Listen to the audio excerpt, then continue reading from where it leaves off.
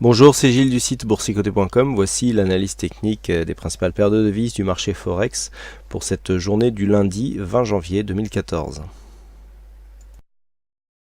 Nous commençons cette analyse par la paire de devises euro-dollar. Donc nous pouvons marquer sur cette phase ici que nous sommes venus tester ici le retracement des 61,8%.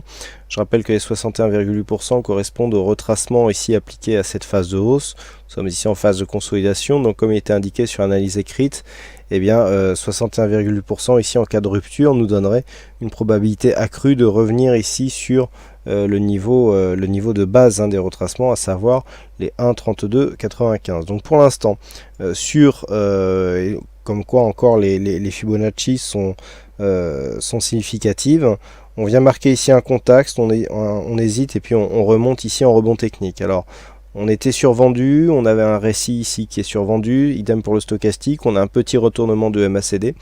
Donc il est tout à fait normal que l'on remonte un petit peu. Le test se fera ici sur cette zone de moyenne mobile 20 exponentielle qui correspond à peu ou prou ici à une zone de résistance horizontale intermédiaire à 1,3578, 1,3580.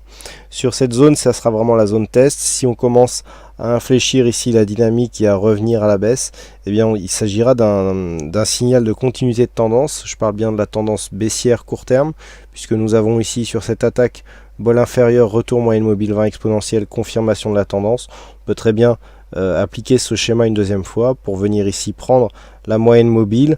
On hésite ici sur la résistance et la confirmation se fera sur une cassure ici 1 du 61,8 et 2 de la zone de point bas que nous avons sur cette bougie, à savoir les 1,3508. En attendant, nous sommes dans une phase de rebond technique. Vous voyez que la zone ici, que je vous définis comme une zone d'objectif probable pour le rebond technique, eh bien 1,3578 était quasiment la zone de point bas ici avant que la cassure s'effectue. On était à environ 1,3580. Donc on est vraiment ici dans un schéma d'une possibilité de continuité baissière assez claire. Et donc cela sera confirmé normalement dans les prochaines heures. Par contre, si les cours ici continuent à monter, et je dirais même accélèrent sur le franchissement de cette zone horizontale et de la moyenne mobile 20 exponentielle, il faudra considérer que nous aurons un affaiblissement de la dynamique baissière, d'autant plus que l'amplitude de cassure ici par rapport au dernier point bas significatif est relativement faible. Et donc si on commence à rebondir alors que l'enfoncement ici des cours n'est pas réel, eh bien il faudra savoir confirmer en invalidant, je dirais, le début de dynamique de ce mouvement. Donc les repères, cette zone ici 1,3578, et je rappelle donc en cas de rupture des 1,3506, c'est bien continuité de tendance. Par contre, pour une montée des cours, même si on ne vient pas ici invalider un précédent point haut, si on commence à revenir tester cette zone ici des 1,3628, là la dynamique sera invalidée en ce qui concerne la tendance court terme. Vous voyez, on a bien ici un début d'oscillation qui s'effectue entre moyenne mobile 20 exponentielle et bol inférieur, donc ce qui est typique des tendances baissières. Sur le câble, peu de mouvement aujourd'hui, suite à un mouvement de hausse ici que nous avons constaté vendredi. Les cours ont oscillé ici dans une zone de range située entre deux zones horizontales qui étaient déjà établies. Je vais bien sûr parler de la zone ici des 1,64, 1,6402 et 1,6442. On a relevé légèrement le seuil ici 1,6450. Donc pour l'instant, on est toujours dans une neutralisation. Je vous rappelle que par rapport à tendance moyen terme, depuis que nous avons ici cassé cette zone de support, on a fait un pullback, on oscille dans un biais légèrement haussier, mais vous voyez qu'ici ce point bas est venu casser ce point bas précédent. Donc quelque part, on est plutôt dans un biais neutre, qui était légèrement haussier, mais qui est en train de redescendre tout doucement. Donc là, je dirais que le mouvement que nous avons eu en fin de semaine dernière irait dans le même sens, puisqu'il n'y a pas de cassure de point haut significatif, malgré la forte dynamique de cette bougie. Là, on reste ici sous cette zone de résistance. On reste sur un petit flux baissier. On est venu chercher un contact avec la moyenne mobile 20 exponentielle, mais il n'y a pas de relais, il n'y a pas de dynamique. Donc il semblerait que du point de vue de la tendance, eh bien, on s'inscrive dans une continuité neutre d'un point de vue moyen terme. Peu d'informations au niveau des indicateurs. Le RSI se situe juste sous sa zone surachetée. Idem pour le stochastique qui frôle cette zone. Et puis là, vous voyez, les histogrammes du MACD nous indiquent un possible retournement. Donc pas pour l'instant de relais en direction d'une cassure, par exemple, de ce point haut des 1,6465. Mais si cette zone était cassée, on aurait effectivement possibilité de rallier le prochain objectif qui se situerait à 1,6518. Par contre, il y a aussi un autre risque, c'est ici lorsque l'on regarde, on a donc inscription d'un premier sommet, on revient ici consolider, deuxième sommet qui n'est pas au même niveau mais qui est quand même relativement proche. Si on casse ici les cours des 1,6395, grossièrement le plus bas de cette bougie, 1,63, oui, bah voilà, c'est ça, 1,6395. Donc on pourra faire un report d'amplitude pour jouer le double bottom.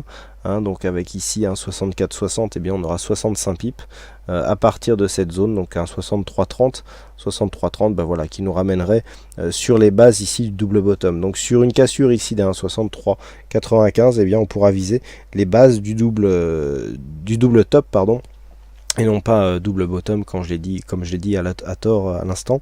Donc ici on a bien premier top, ligne de coup, deuxième top.